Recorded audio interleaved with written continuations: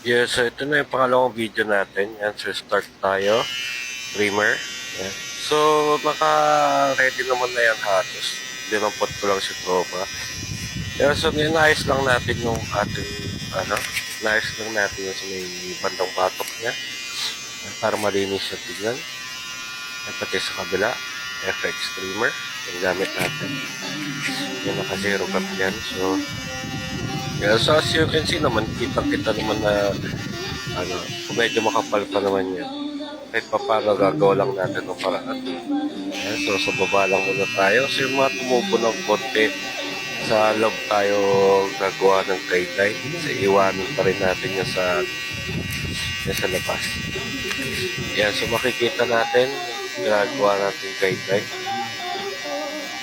Ayan, so ito yung actual so sabihin natin kung hindi tutorial to, medyo mas mabilis ng konti kasi dito sanay ka na. Ayan, so trimmer muna tayo. So sinadya talaga nag-iwan tayo ng tira sa kamagkabilang dulo. Ayan, so next natin is shaver dyan sa may bandang loob. Ayan, sa may nape area. Freak out lang din tayo so para hindi siya lumalim yung kanto ng shaver. Ayan. So tamang diin lang tayo. Huwag yung masyadong sobrang diin. So para hindi masira kagad yung foil guard. Ayan. So yung papasok lang din doon sa loob. Yan, so yung next natin is no guard. Yan, fully closed.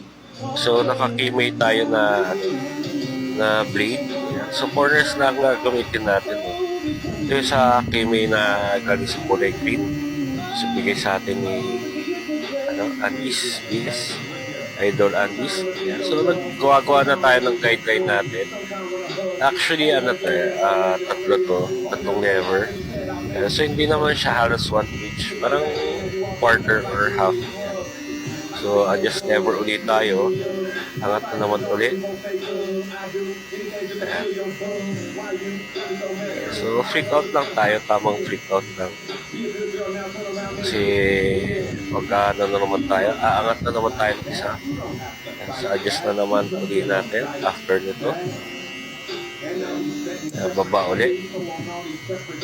Ayan. So yung motion natin nito is pa-freak out pa rin. Halos hindi kita maigi pero kung isusum in yung maigi, kita pa rin na nag-freak out tayo.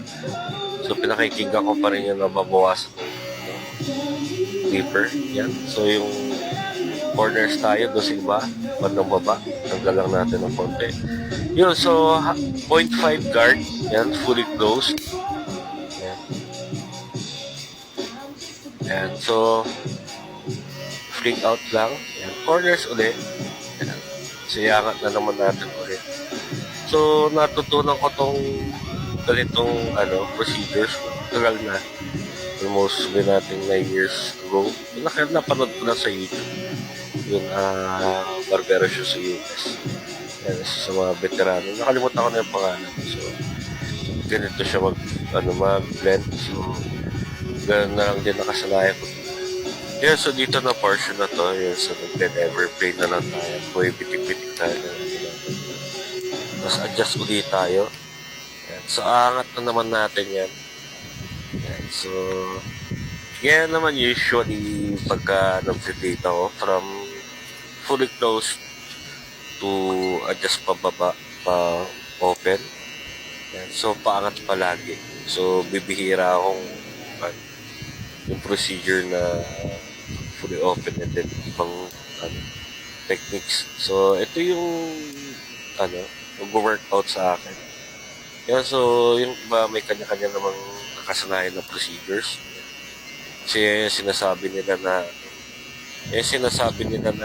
find the system that works for you. Kaya so ito yung effective sa akin. So sinishare ko lang din. Kaya so yung mga guidelines pa tayo na nakikita. So never play lang tayo ulit. So ito na yung tinatawag din minsan nila is detailing.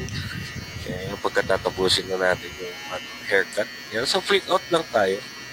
Papakaramdaman pa rin naman natin at times yung napuputol ng ng clipper, then yung mismo natatamaan natin. Yan. So, tas visually din titingnan natin. So, dapat nakaready pa rin yung brush natin. Pamagpag natin kung sakasakali na para walang tira-tira. Yan. So, makikita natin, medyo nag-blurry na ng konti. So, may mga konti na lang na hindi natin natamaan. So, yun na lang din yung halong katin natin. Tamang freak out lang tayo. So, makikita natin nag-blur na yung fade. Konti-konti. Nasa loob pa rin. Which is nag-illuminate ng parang shadow sa loob. Ayan. So, yun na. Tapos salpak din natin yung ating 0.5 guide. Ayan. So, pitik lang din natin yung iba. I-adjust lang natin yung lever. So, kung hindi natin matamaan talaga. Then, if ever naman talaga last resort natin, always sa akin, di mawawala yung supply na maliit. Then, tinning scissors yan. So, dulo-dulo lang. Tapos, brush natin pababa. Yan.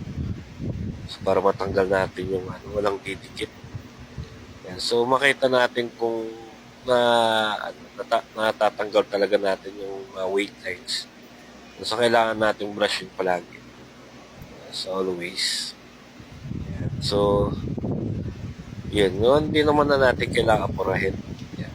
Yes, sinasabi ko palagi, pagka sakaling may nagpapaturo, yan, brush nyo lang.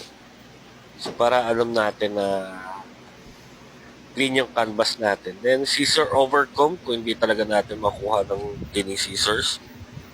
Yan. So, pwede din naman yan. So, mag-ingat lang tayo. Dulo-dulo lang palagi.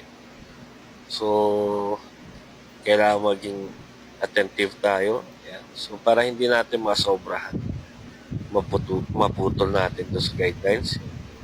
So, point cutting din uli.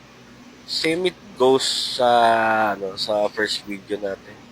Yan. So, kahit na 45 degree angle natin yan. So, pakiramdam pa rin ng napuputol natin. Brush mo din. So, actually, hindi ko na kinover dito sa video yung tapos dito. Yan. So, pero kahit paano, yan, na-explain ko naman na kahit paano yung mga ginagawa ko. Yun, so, that's end up the video. Yan, so, tingnan na natin kung kulang. Yan, cross-check natin ulit bago natin tapusin na mismo. Yan, so, thank you sa panonood. Yun, so, yun na yung video mga tropa. Yun, so, palike and share and follow na rin ng page ko. Yun, so, yun lang naman. Yun, so, pagka sa tapas naman nung, actually, tinapas ko yun. Hindi ko lang naisama sa video. Yun, so, sana makatulong yung video. So, pag-share ko naman ng kaalaman, hindi ko naman sinasabing mas magaling ako sa iba. Hindi ko rin naman sinasabi na master barber ako. Hindi ko sinasabi na educator ako. Natuto lang din ako ng libre. So, gusto ko lang din mag-share ng libreng kaalaman. Yun, so, wala akong formal seminar, wala akong NC2. Which is, pangarap ko magkaroon ng NC2 or NC3. So, para makapagpatayo ng libreng barber school. Yun, so, in the near future. Yun, so, pa-follow na lang din ng page ko. Yun, maraming salamat, tropa. Sana makatulong yung video ko. Peace.